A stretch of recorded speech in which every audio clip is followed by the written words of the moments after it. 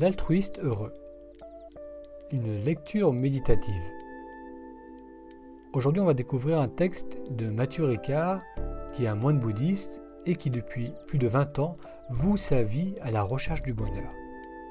L'extrait que l'on va découvrir est tiré du livre Plaidoyer pour l'altruisme. Matthieu Ricard écrit : La recherche du bonheur égoïste semble vouée à l'échec pour plusieurs raisons. Tout d'abord, du point de vue de l'expérience personnelle, l'égoïsme, né du sentiment exacerbé de l'importance de soi, s'avère être perpétuelle source de tourments. L'égocentrisme multiplie nos espoirs et nos craintes et nourrit les ruminations de ceux qui nous affectent. L'obsession du moi nous conduit à exagérer l'impact du moindre événement sur notre bien-être, à regarder le monde dans un miroir déformé. Nous projetons sur ceux qui nous entourent des jugements et des valeurs fabriquées par notre confusion mentale. Ces projections constantes nous rendent non seulement misérables, mais aussi vulnérables à toutes les perturbations extérieures et à nos propres automatismes de pensée qui entretiennent en nous une sensation de malaise permanent. L'étroitesse de notre monde intérieur fait qu'en rebondissant sans cesse sur les parois de cette bulle, nos états d'esprit et nos émotions s'amplifient de manière disproportionnée et envahissante. La moindre joie devient euphorie, le succès nourrit la vanité, l'affection se fige en attachement, l'échec nous plonge dans la dépression, les déplaisirs nous irritent et nous rendent agressifs.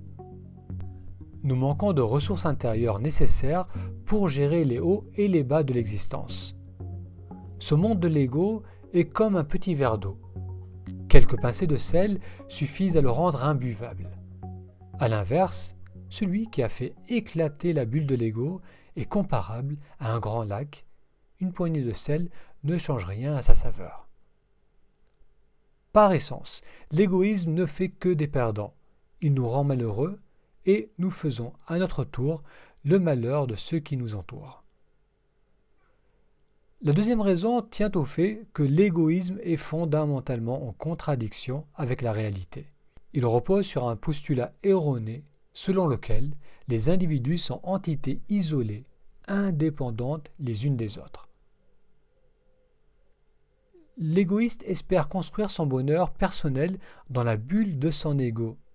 Il se dit en substance : à chacun de construire son propre bonheur. Je m'occupe du mien, occupez-vous du vôtre. Je n'ai rien contre votre bonheur, mais ce n'est pas mon affaire. Le problème est que la réalité est tout autre.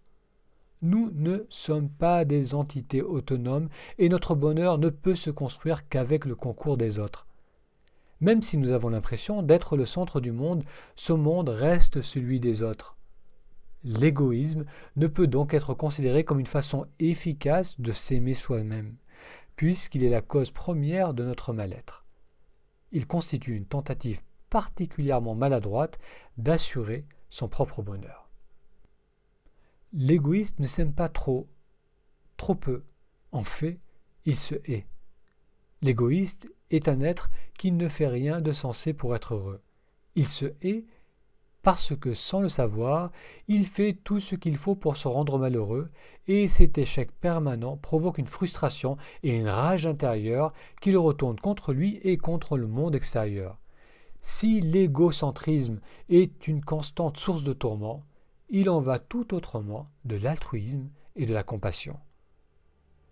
Sur le plan de l'expérience vécue, l'amour altruiste s'accompagne d'un profond sentiment de plénitude et, comme nous le verrons par la suite, c'est aussi l'état d'esprit qui déclenche l'activation la plus importante des aires cérébrales associées aux émotions positives.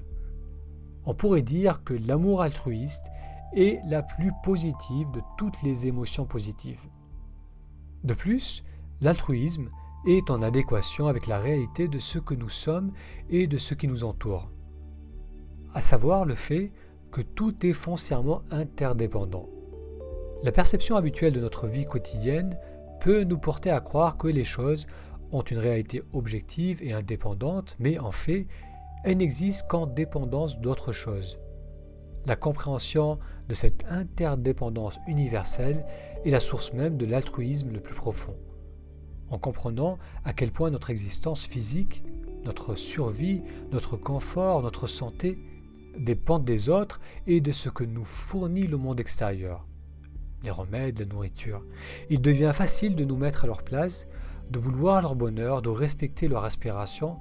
La supériorité de l'altruisme sur l'égoïsme ne repose donc pas seulement sur des valeurs morales, mais aussi sur le bon sens et sur une juste perception de la réalité.